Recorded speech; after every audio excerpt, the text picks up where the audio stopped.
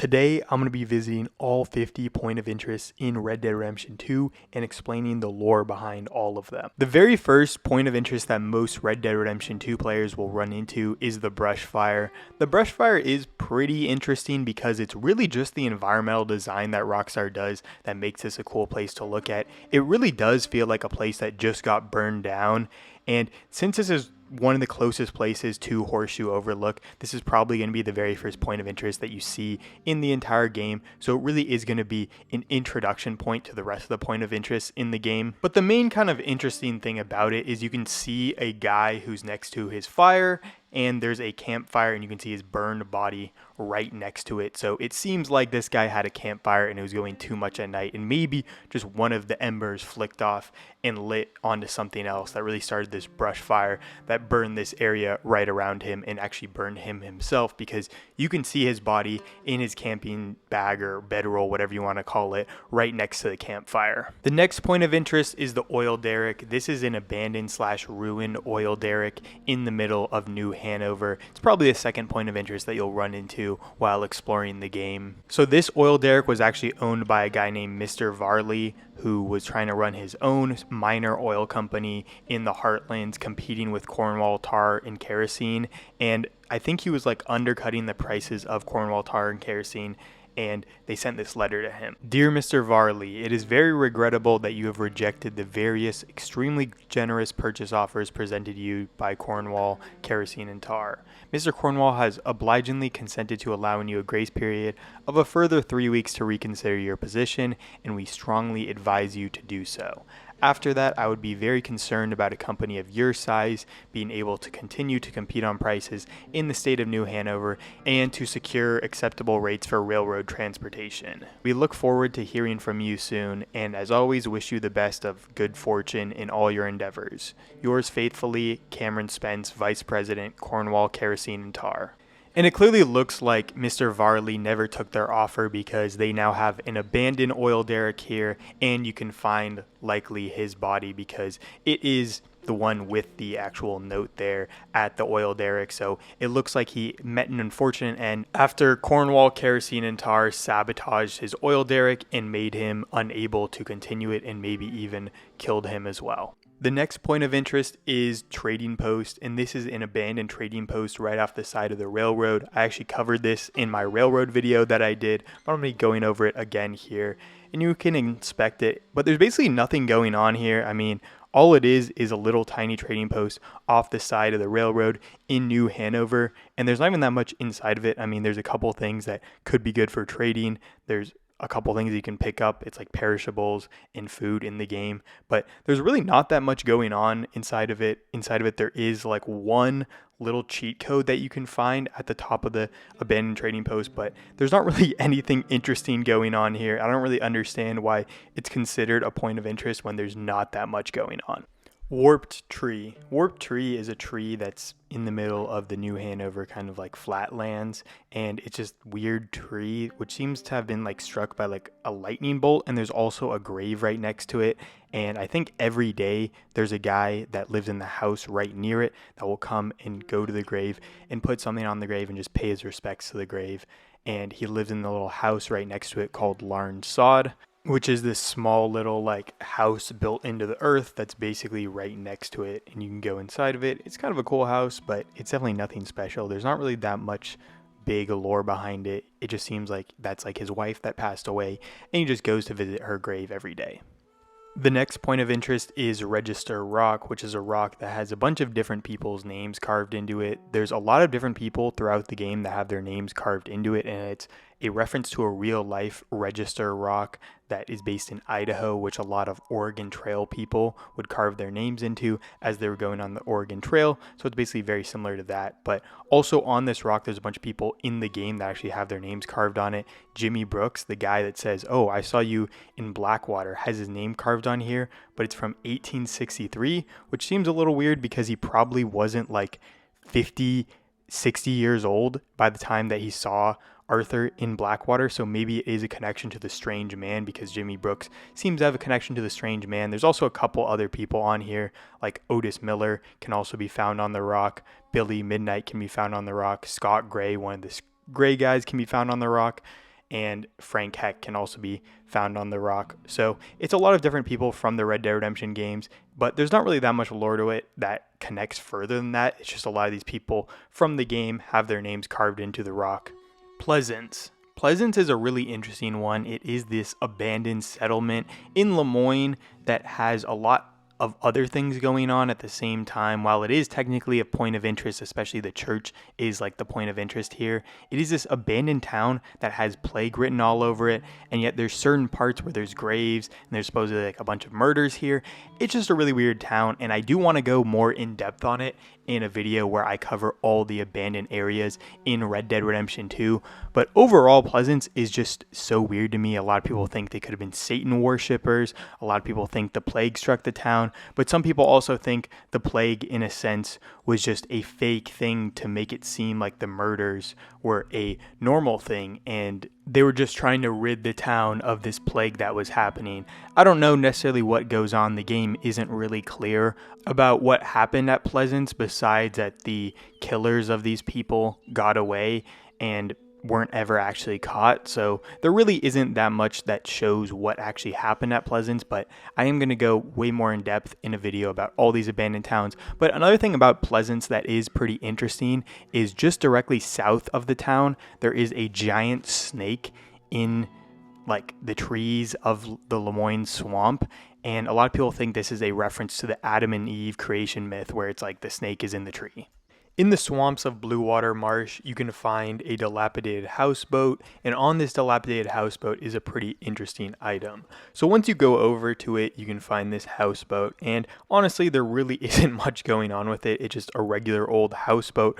But when you go inside of the houseboat, you can actually find a phonograph, which is pretty cool, and it really represents the technology and everything driving out the old Wild West style and the cowboy style that Dutch van der Linde really wants to promote as the member of the van der Linde gang.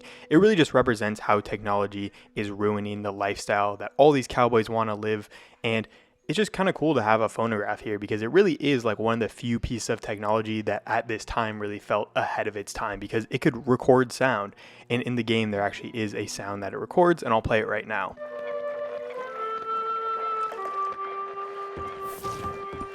Tiny Church. The Tiny Church is a miniature chapel in the Bayou NWA region of Lemoyne, which is basically in the derelict swamp, and it's just kind of a weird area where it doesn't seem like anyone actually would go to this church. I don't understand who this church was necessarily made for. It is relatively close to Saint Denis, so I guess people from Saint Denis are probably the ones who built it, but I don't really understand who it's meant for. Maybe it's meant for animals to come inside and go to church, because it's probably pretty hard for animals to go to church. But it is just kind of a weird area because it's such a small church, and it's made for people who clearly aren't supposed to be normal-sized human beings.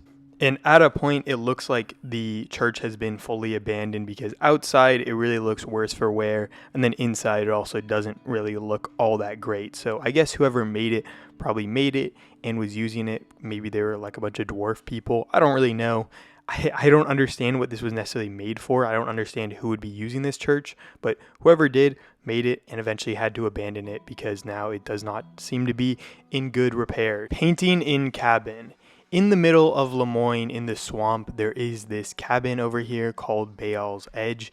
It's supposedly known to be inhabited by the strange man based on the painting that will change every time you go to this cabin. So at the beginning, like right here, the painting is not really fully completed, but every single extra time you go to the cabin, the painting will get more and more and more completed until eventually it will have a photo of the strange man, and then you can also like see him in the background as well in like the mirror. And this is honestly a pretty interesting place. I feel like just the strange man's cabin is so eerie and so creepy at sometimes, because there's so many just references to other places where the strange man has like gone in over the map, like Herbert Moon and Armadillo, Jimmy Brooks, and there's all these different references to those places. And the other thing about this point of interest is it doesn't really become a point of interest until the painting is fully done. because then you can inspect it and it can become the painting in the cabin. So right now I actually couldn't get to like pop up as a point of interest because the painting hasn't been fully finished. There's also something else that's very interesting about this cabin, and under the cabin there is actually an alligator in a cage, and this is a reference to the fact that it was going to be used as the home of a serial killer who would feed his victims to the alligator under his house. So they kept it here, I guess, when they changed it to the strange man's house. I don't really know what was going on there. I don't know if this happened like super late in development or they had just done it a while ago and they just had the cage and they're like, oh, this is kind of a funny thing to have for the strange man as well. But that's also in the game. Withered arm. Also in the Saint Denis area by the swamp, there is a guy you can find face down in the swamp, and he has one really small arm and one normal sized arm, and this guy's called Withered Arm. There also is a reference to him in another mission where Archibald McGregor, the guy who's like involved with the Gray family, says that one of his cousins was this guy who had this really small arm, but there's not really that much else that expands on the lore of this character. Bulger Glade. Bulger Glade is the site of a famous battle in Lemoyne between the Confederates and the Union. And this battle was called the Battle of Scarlet Meadows. In this battle, Confederate forces eventually fought off the Union forces while taking heavy losses. And one of the people who was leading this battle was Quincy T. Harris, who actually has a statue in Saint Denis. I went over that in my Saint Denis video. And one of the most interesting things about Bulger Glade to me is that it clearly seems to have been a town because there's a lot of these abandoned buildings that are almost fully broken down at the battlefield, and it's pretty similar to a lot of the Civil War battles which would have taken place near or by towns, because you'd kind of just sack the town for the resources, and then one of them would want to protect the town and one of them would want to destroy the town. So a lot of towns would kind of get caught in the crossfire during the Civil War. So that's kind of exactly what happened here at Bulger Glade, where you do have this town that gets caught in the crossfire between the Union and the Confederates. Also, while searching around the battlefield, you can find this guy right here who is stuck to a tree with a bayonet inside of him, and he was a Confederate soldier, and you can actually loot his body and find this note on him. Darling Garfield, I hope this letter reaches you before the battle of which you spoke. How dare you talk about getting yourself killed, you silly, proud, wonderful man. There is nothing finer than someone who can grow and develop and let go of old prejudices and lies, and that is the man you are, and that is why I love you so. But at the same time, you are a pig-headed, stubborn barbarian. Run away from the battle. Stop fighting and come to me. The war is over. Do not get yourself killed for a silly general's desire to prove that he is not a coward. Be a coward for all I care and run away. Come to me here. I am waiting for you. All my love, Martha. And this, of course, is really sad because a lot of the people in the Civil War, they weren't really fighting for themselves. They were always fighting for someone else. And because this battle is likely based on something that happened in 1864 in Louisiana, at this time, the battle was clearly won by the Union, because if the Union could get all the way down to Louisiana, they were definitely winning the overall war because of how south Louisiana is. And if the Union Army could get all the way down to Louisiana, they were clearly winning the war. So at this point, it was probably pretty clear, the writing was on the wall, that to this woman at least, that the Union was going to win the overall war.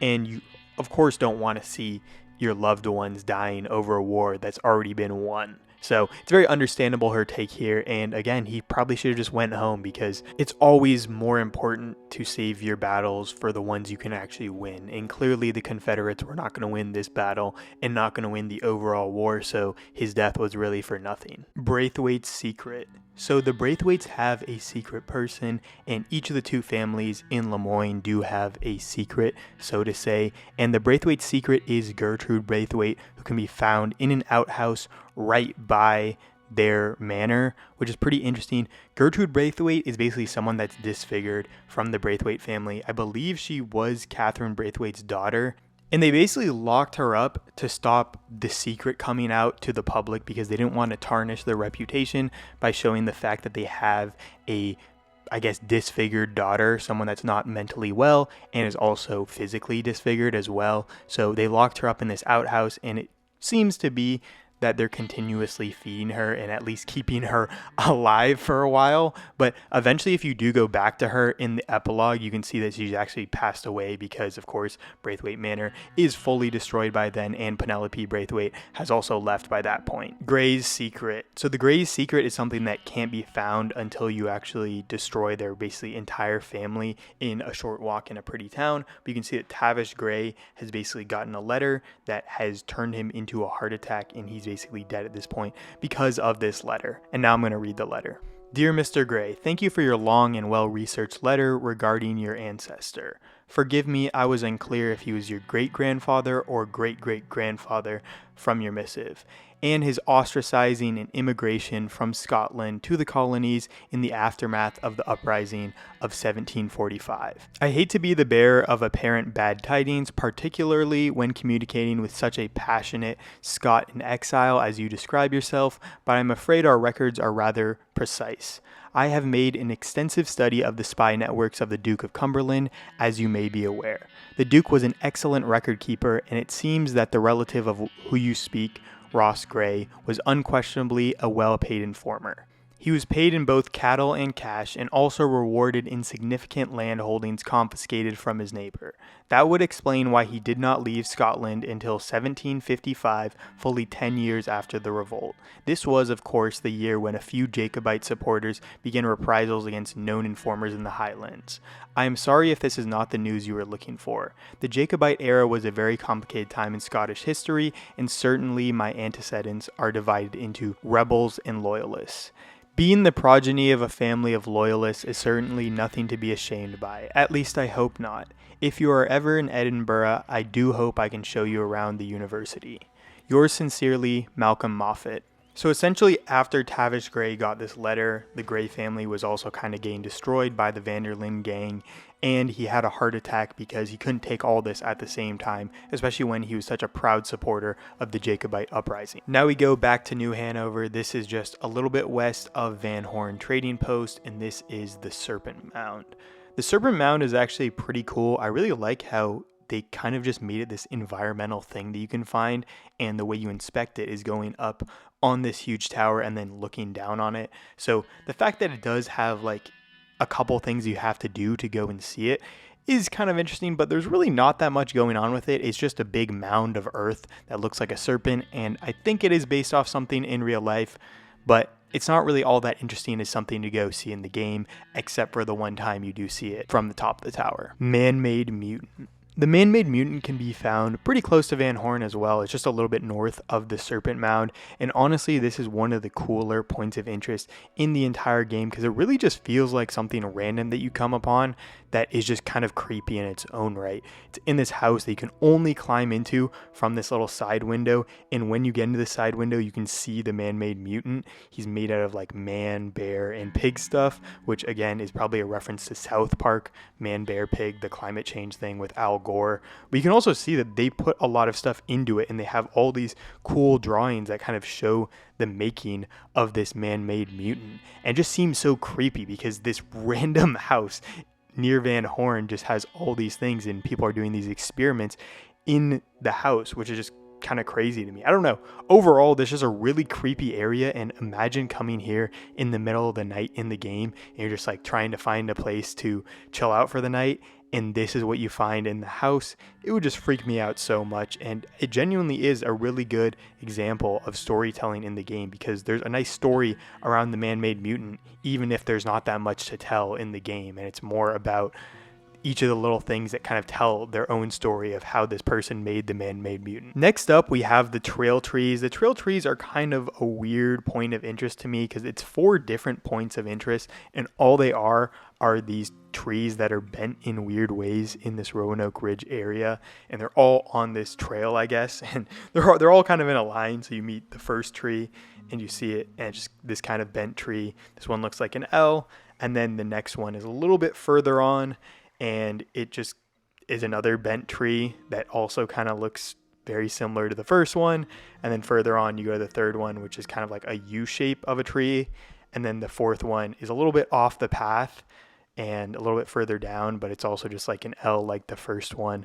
But overall, I don't know. They're all just kind of boring. I don't really understand what the reasoning for the trail trees is, but I guess there might be some more lore around them. I don't really understand it. It doesn't seem like there's that much of a story behind them. I guess someone just made the trees grow in this really weird way, which is kind of funny. And I do think it is kind of cool to have this as a point of interest, but for this to be 4 different points of interest, and if you're like trying to be a completionist and go to every single point of interest, this is just not really an interesting thing because there's just 4 trees that don't do anything and have no lore behind them. The next point of interest is Old World Scripts, and this one is right above Ansburg, a little bit to the north, but on the way there you can also find this guy who has washed up on shore and seemingly died, and he actually has a really interesting story, and it's all going to be read in this letter. Dear Miss McFarland, I'm sorry. I said it. I'm sorry. You're right. I do let things get out of control in my head. I always have. I see that, but I love you. We are meant to be together. It is our destiny. I know it is. I saw us in a dream raising kids. You were very happy as my wife, and I was proud to be your husband. Dreams don't lie, and neither do I. I'm heading off to make my fortune, and when I come back a rich man, you'll see what a fine husband I will make you, and a father to our children. And no, I won't grow up. On that subject, you're wrong. I've got so many things to say to you. I'm going to continue with the writing of this letter later, but believe me when I say we are destined to have a long, happy life together. Even your father will come to believe it and accept me, no matter how humble my birth. So essentially, this is an Easter egg to Red Dead Redemption 1 and one of the major characters in that, Bonnie McFarland, who never turned out to have a husband. So this guy was probably going to be her husband and was the love of her life before he left her and eventually died because her father rejected him as a suitor for Bonnie because Bonnie has like a kind of a rich family. But a little bit further up on the hill, there is actually the Old World Scripts here, and it's literally just this rock here. That's the Old World Scripts, and it has 2 different scripts on it. It has Ancient Viking and it has Phoenician, and these are based on 2 different myths, I guess, in a sense, of people coming to the New World, where the Vikings actually did come to the New World. For a little bit, they didn't have like a lot of time that they spent settling the New World, but they were in the New World. And the Phoenicians, there's also a myth that the Phoenicians went all the way to the New World way back in like the 400 BC, so way before anyone had ever gone to the New World. So it's kind of just this thing where they're saying that these are the 2 cultures that were rumored to go to the New World, and the Vikings actually did, even though they didn't spend a lot of time in the New World, and then the Phoenicians didn't probably, but you know, they're still on the rock here. So it's just like a nice little connection to what actually happened in real life and the myth of the Phoenicians making it to the New World as well. Another place in New Hanover that also kind of shares the Viking myth is the Old Tomb, which is clearly a Viking tomb. It's kind of this weird underground tomb where you can see a lot of different people's bodies, and there's a lot of things going on here. There's also like a Viking helmet that you can find, and the whole tomb is in this kind of star shape, and there's 3 different things you can find in the star shape. And one of those things is a Viking helmet that your character can actually put on and wear. And overall, this tomb's main job is to facilitate the myth that the Vikings made it to the New World and North America. And they did do that in real life. They went to Canada and had a little bit of civilization, but I guess in the Red Dead Redemption world, they went all over North America and they colonized a lot more than what they did in real life. So maybe they went a lot further inland and then came back. I mean, it didn't seem like this had that big of an impact on North American life, so they probably didn't have like a long-term colonization plan there, but it clearly does seem like they colonized a lot further into North America than they did in real life, because New Hanover is definitely not Eastern Canada where they colonized in real life. And the 2 other items that you can find are, 1, the Viking hatchet, which is right in the middle of the tomb and really easy to find. You can just go and pick it up.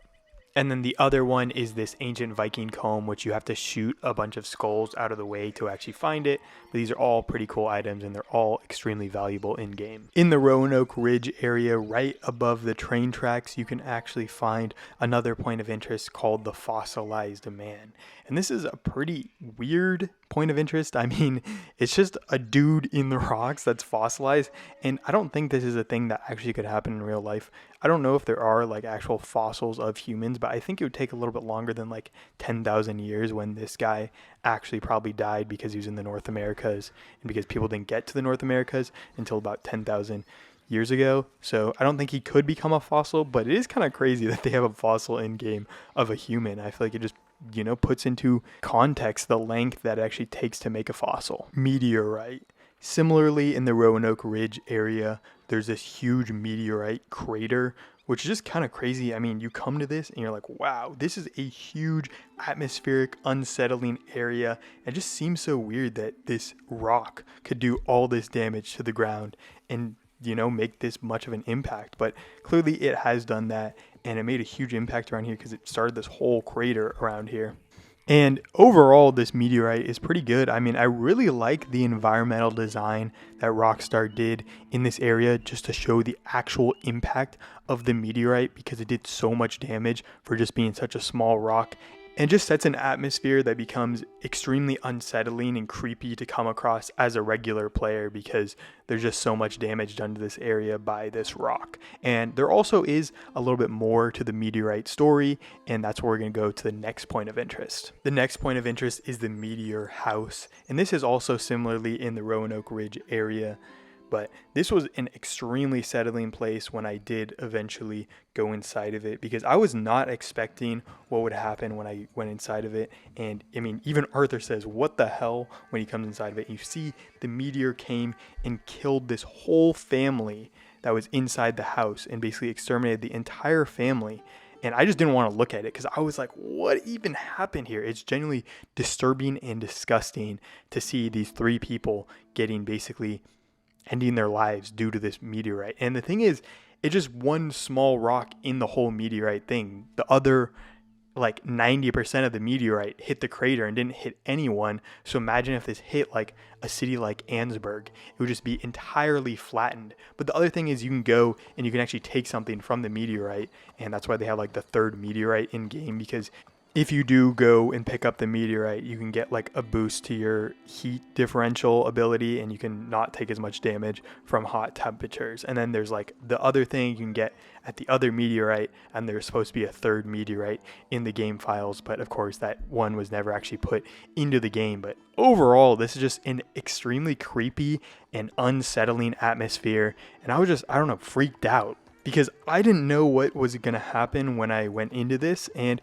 it was not honestly a meteorite coming in and putting the family out of their misery in the game, because I don't know, that just seemed a little bit too far out there. But I guess Rockstar is willing to put whatever they want in the game, and this really was honestly a really cool place to go as a point of interest. Abandoned trading post. This is basically in between the meteorite location and the meteor house location, and this is an abandoned trading post called the Brandywine Drop Freight Station. So this was probably used as a freight station for the Brandywine Drop area before eventually running out of business. I don't know why that would have happened, but it's probably very similar to like Bacchus Station, and I think like Flatneck Station. Those are two ones that are just freight stations.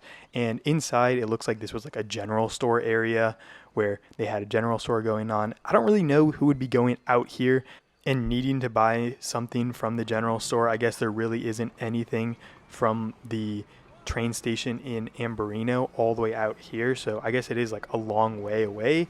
But at the same time, this is pretty close to Ansburg, so I do understand why this train station eventually did go out of business, because Ansburg probably just ruined it. Because if there's an actual town they can go that's not even that far from this area, you don't need to have this as a general store. You can just move everything there. Face in Cliff. This is a face in the cliff right by Amberino in Moonstone Pond area. It's right above Moonstone Pond. It's basically based off of Mount Rushmore, but once you get up to it, it is basically someone's face carved into the cliff, just like how Mount Rushmore has a face carved into the cliff, which is honestly pretty cool. I mean, the fact that they have like a direct Mount Rushmore reference in the game is pretty cool, and it also just looks cool. I just wish they got rid of all the scaffolding, because it would look so much better if you could kind of actually see it. And even down from Moonstone Pond, where you can actually see it from, it's actually like kind of hard to see the face in the cliff because of the scaffolding, and because there's just not really that good of an angle. But there is a little bit more of a story going on than it just being this face in the cliff. When you go down, you can actually see that the person who was the sculptor sculptor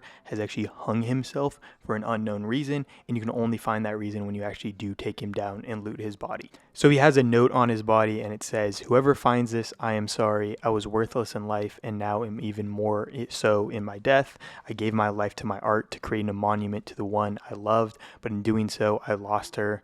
Great art moves very slowly, but the heart moves very quick. Now I look on her face and I see that terrible French cad, that scribbler, that second-rate smear of colors, that crude little goat. I have been a fool. I will die next to my monument to foolishness." So essentially what happened was he was making this monument, and since it took so long, he stopped devoting himself to his wife, girlfriend, whatever you want to call her, his love, and then she eventually found another artist that she started cheating on him with because he was so devoted to the art. And eventually, because that happened, he fell out of love with her, and because he realized his art was pointless because he was making it based off of her, he just hanged himself. Meditating monk. So in the Amberino area, really in the Grizzly Mountains, you can find a monk meditating on the edge of a cliff, and you can try to do a lot of things to make him mad or get him to stop meditating, but he won't do anything unless you like hog tie him and throw him off the map, which you will lose honor if you do that. But if you do any like normal things to him, like try to talk to him or antagonize him, he won't do anything. But he's actually a point of interest. Like the monk himself is a point of interest, even though he's an actual like NPC character. But honestly, this is probably one of the best views in the entire game. I really just love the view that this guy has. And honestly, I think I could probably meditate up here, and that'd be so cool just because the view that this dude is looking at is absolutely amazing. And this is where you get to see how beautiful Red Dead Redemption 2 is as a game. Mysterious Hill Home. This is a home also in Amberino. This is also right by where Arthur's gravesite is once Arthur does pass away in Red Dead Redemption 2. But this is a home that I think is probably based off of the Hobbit homes from Lord of the Rings. I'm not 100% sure, but it probably does look like a Hobbit home. And there also is a couple of other like mysterious symbols around it, where there's the Chelonian symbol just somewhat on the top of the house. I don't understand why the Chelonians have their symbol on the house. There's also like some weird symbols on the trees around it as well. I think there's like a whole mystery around it called like the Leader X mystery, which is based on the symbols on the trees and like the whole Chelonians being weird, and they have their own like little cult going on. But the one thing about this point of interest that I wish you could do is actually go inside of it. I feel like it's the only point of interest that doesn't have like something you can go inside that's like a house.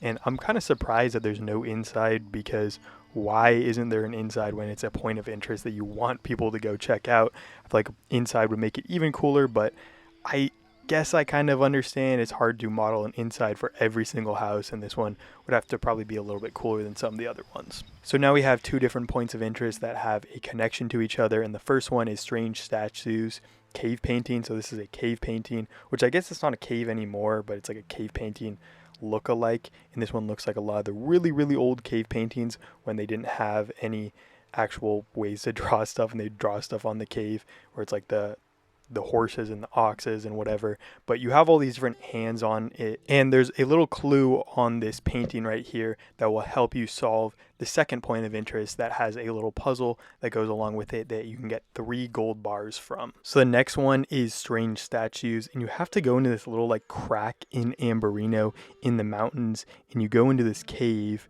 and further along in the cave, and this is honestly just really creepy. I thought this was so weird, but eventually, as you get to the end of the cave, you can find all these different strange statues in this little circle around this middle thing. And honestly, this is just so creepy to me. And when I eventually saw this point of interest, I was like, what is going on here? I didn't understand why these weird, strange statues were around this thing in the middle, but I eventually learned that it's a puzzle by Rockstar where you can get 3 gold bars from it, and the clue comes from the Strange Statues cave painting that we saw earlier. And essentially what you want to do is push the button on any of the statues that have like a prime number of fingers. So it would be 2, 3, and 5. And there's one that technically represents 7, but it's the one with only 1 hand. And I got really confused with this when I was trying to look up how to solve the puzzle online. And the one with 7 fingers, I guess, is the one with only 1 hand. I don't know why that is it. Maybe it's just the thing that 1 is instead the prime number there, but I don't know. I don't really understand it, but eventually I did figure out the puzzle, and this is what happened.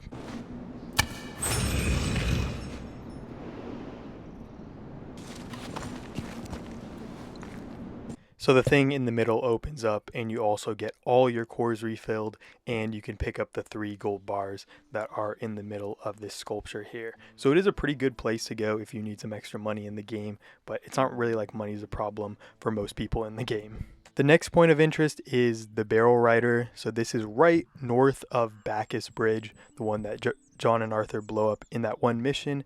But you can see that this lady went over the fall in a barrel and actually died, which is kind of the opposite of what happened in real life. This is based off a real life thing where a woman went over Niagara Falls in a barrel and actually survived fully and actually did really well. So it was kind of cool.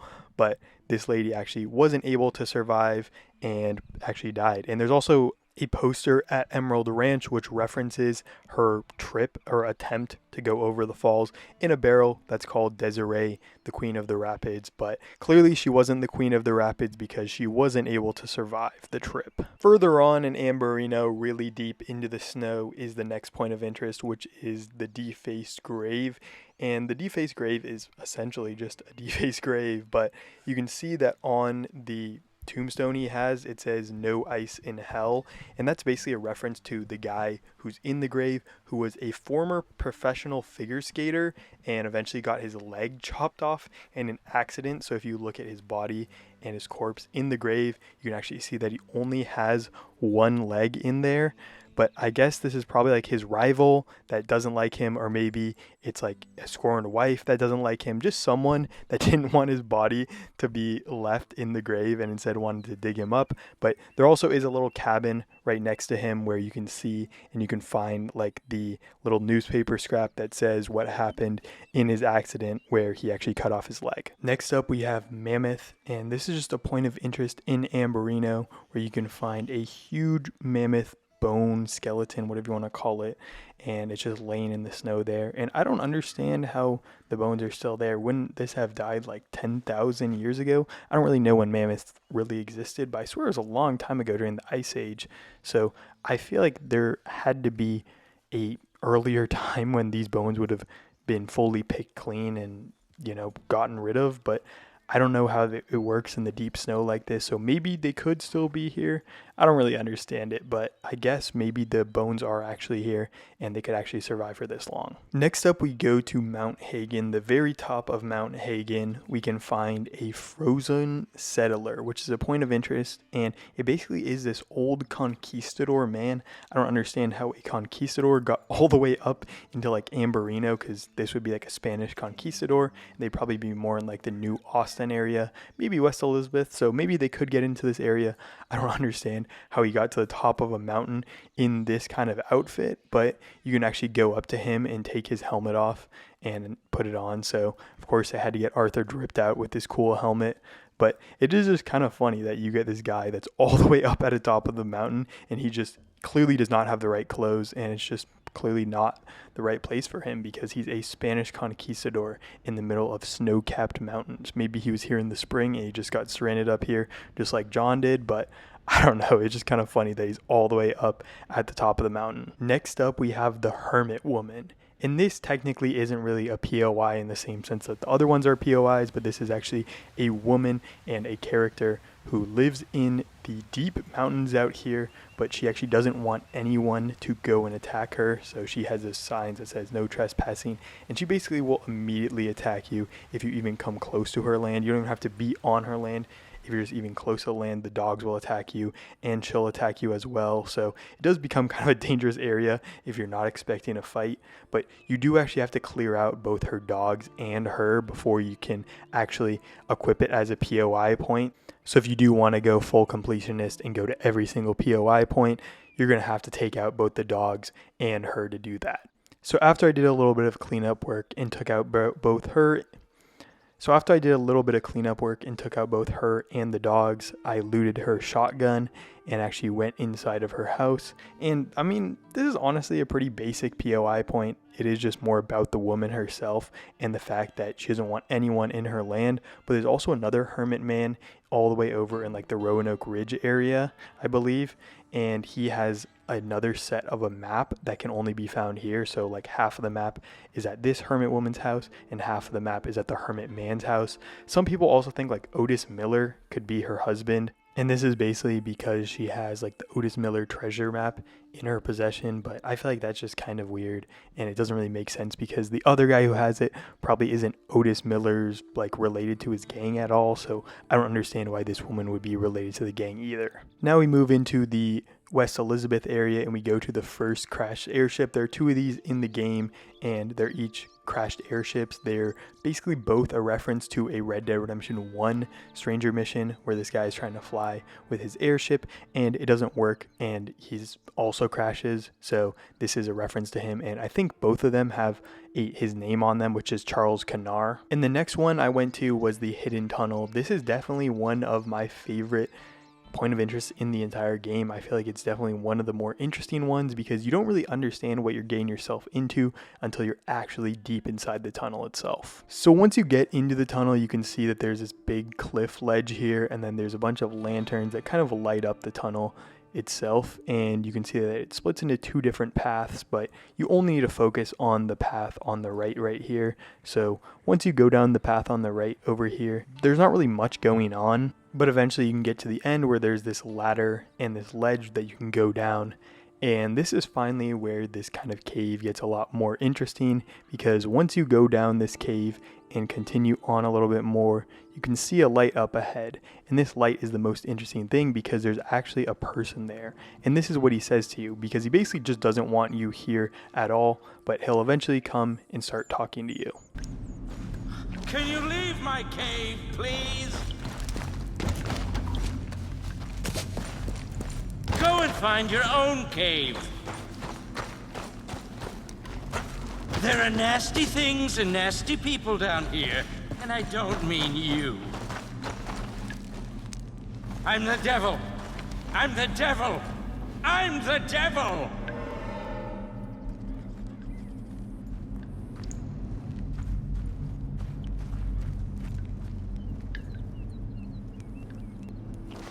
Okay, I'm not the devil, but I want to be. I want to be. And that's even worse. I'm a nasty man. Go away. So I eventually stopped him by trying to throw my lasso at him accidentally, so I did stop some of the dialogue, but he's just this weird guy that's stuck in the cave down here, and I don't really understand his significance, but it does really make this one of the most interesting POIs that I eventually did go into, because it was just way more interesting than a lot of the other ones, which didn't have a lot of lore going on with them. I just went into this one with no idea what was going to happen, and this guy really just interested me. On the top of Mount Sean in West Elizabeth, you can find this huge humanoid creature who is likely a giant, and this whole giant remains thing here is likely based off the Paul Bunyan myth, because there's an ox skull right next to him and he has brown hair, which both corroborate the whole Paul Bunyan thing. So it probably is based off the Paul Bunyan myth, but honestly, if I was a giant and I was to die here, this would probably be one of the most beautiful places to die, because genuinely the view from this angle is absolutely amazing, and I just love Red Dead Redemption's beauty. Native burial. In the West Elizabeth area, you can also find this native burial, which is honestly kind of creepy. I think this and the next one are some of the creepiest things in the entire game, because they're just like animal heads on this site and just this weird rock area. I genuinely feel like you're just being watched when you're going to this site,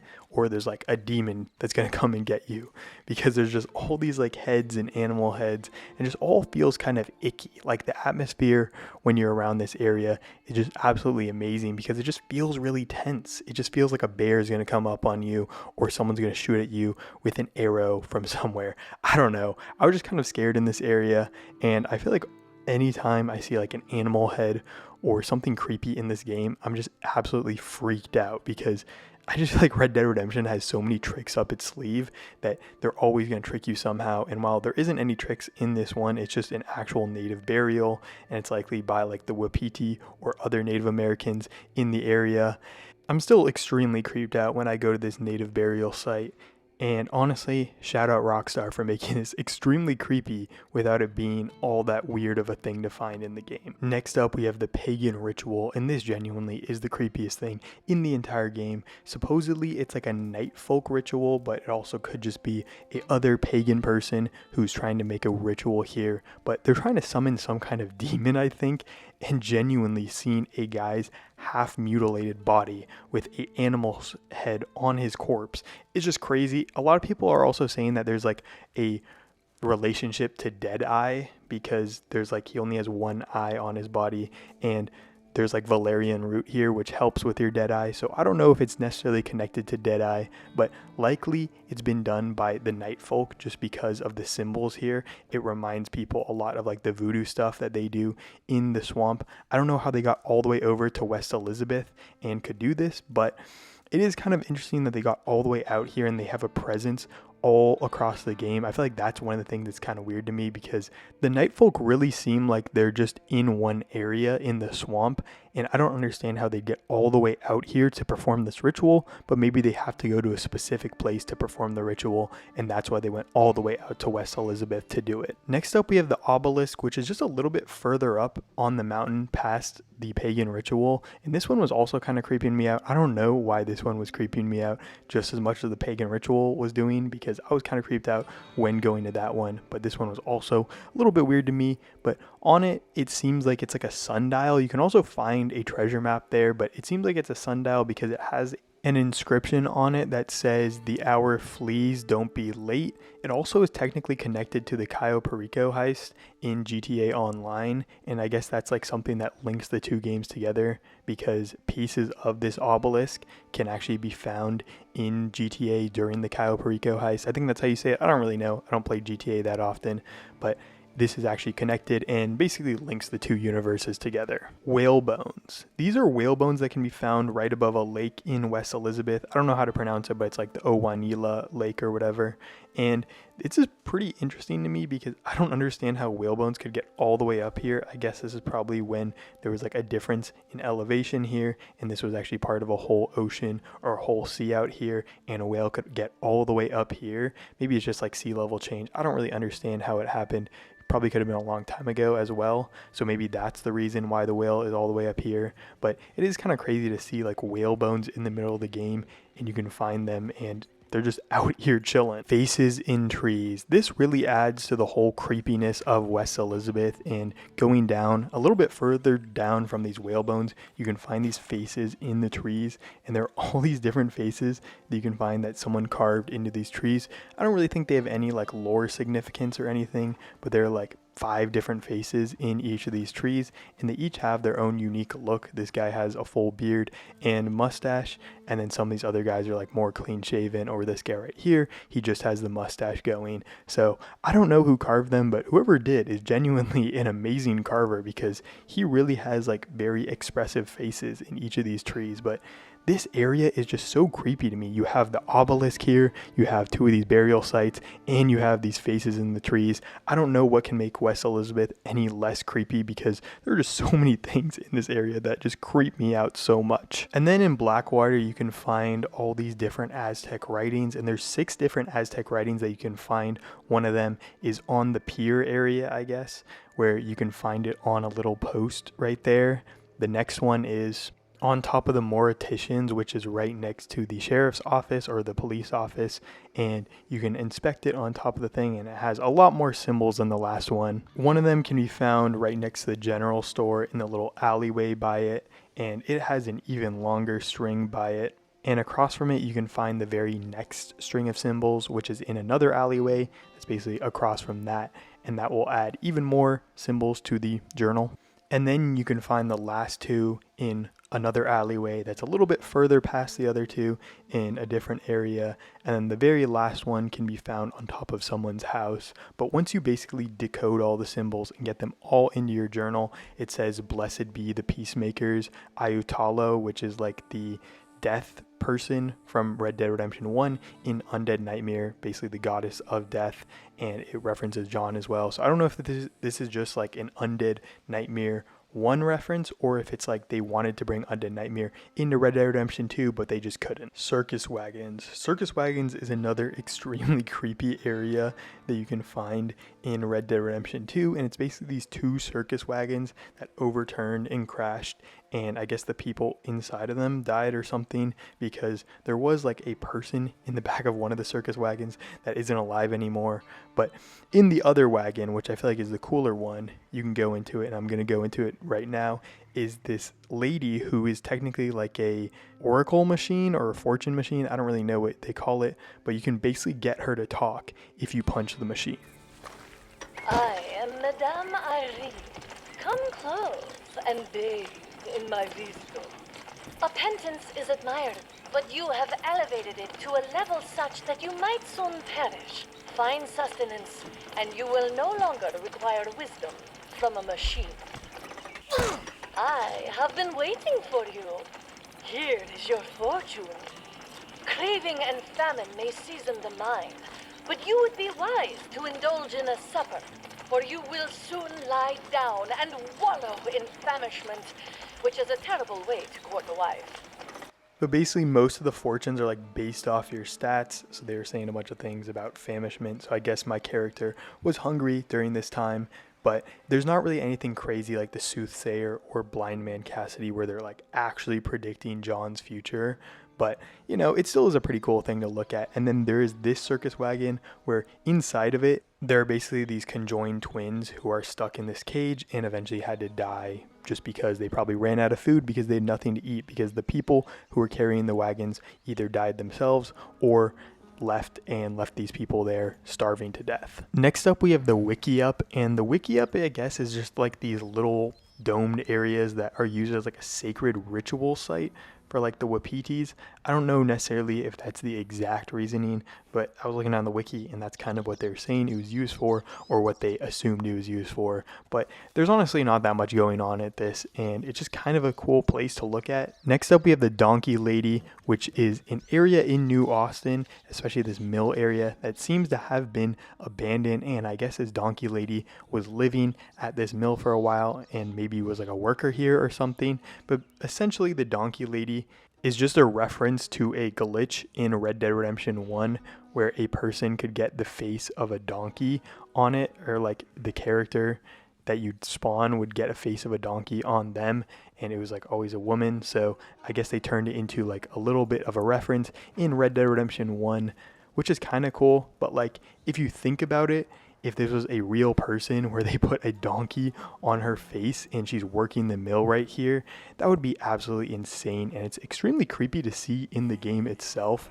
But I do understand it's more of just like a reference Easter egg to Red Dead Redemption 1, and they're not really thinking of it as a real person. Next up, we have the Crashed Airship 2, which can be found in New Austin, and this one makes a lot more sense in why there is a crashed airship here, because this one directly references the guy from Red Dead Redemption, because he was doing it in New Austin. Like that's where you can find his stranger mission, so I guess this is like a direct reference to that guy. But it's honestly not that cool, and it's mainly just like an Easter egg for people who played Red Dead Redemption 1. There's not really that much other lore to go with it. I feel like it'd be a little bit cooler if they maybe like added like a note or something, or like someone that's actually like doing the flying. But it is just more to connect back to Red Dead Redemption 1 if you do play that right after. Sperm whale bones. Pretty similar to the other whale bones one and kind of like the crashed airship. It's basically just a sperm whale bones that you can find in New Austin, which again, I feel like is pretty cool. I feel like the fact that a sperm whale somehow got shipwrecked in New Austin is kind of crazy, but like it isn't all that interesting to see, and it's kind of just this boring thing that you can see in the game. But at the same time, it is like funny to see sperm whale bones in the game. And the last and final point of interest in the entire game of Red Dead Redemption 2 is the Jesuit missionary. This one is really cool. I love the story behind it, and it's very similar to like the Conquistador, where he's just in an area and he's like fully fossilized as a person, and you can actually go up to him. And there's a full story behind this one, which is pretty interesting to me. And I also just think it's cool to have like the Jesuit missionary all the way out here on the edge of the map, and then to have a full story to go and read once you do get all the way out here. My dear brother Rodolfo, thank you for your letter. Sometimes politics and the ways of the church are not as pure as you perhaps wish they were. The world is the world of men. Yes, you say, God has given it to us, but we must live in the world as it is amongst men, some of who are both very powerful and not entirely receptive to our message. Such is the king at this time, or at least so are his envoys. Perhaps my weakness is a terrible sin, and the concessions I granted them will lead me to hell, as you suggest, but equally, it is possible that your pride is perhaps a little sinful. I do not know. I have learnt that we are at our most vulnerable when we judge others harshest. I beg you to reconsider your plan to leave the mission. We need your energy here, amongst men. Perhaps, as you say, God calls you from the east, as he once called the Magi. But first, I would like to remind you, the Magi traveled west, and your journey from the mission is an extremely perilous one. Like you, I believe in acts of blind faith, but unlike you, I do not believe God wants us to be stupid. Please stay in California until I arrive next March. I implore you to show wisdom, loyalty, and humility at this profoundly difficult time for all of our brotherhood in the New World, and to refrain from making this perilous and vainglorious journey alone. Our very survival depends on it. Sincerely, Cardinal Blanco. So essentially, Rodolfo left from his mission in California all the way out here to preach in God's name, and clearly it didn't work out because he died out here, and I don't know, it just sucks for him, and it honestly is one of the coolest point of interest in the entire game, because you kind of get a full story around it, and you can understand why Brother Rodolfo went out here, because he was trying to preach in God's name, but you can also understand Cardinal Blanco's point of view, because he didn't want to lose someone as good as Brother Rodolfo out on just a journey that he wanted to do out of his own pride. And now I've explained every single point of interest in Red Dead Redemption 2. Let me know which one's your favorite, and I'll be making even better videos soon.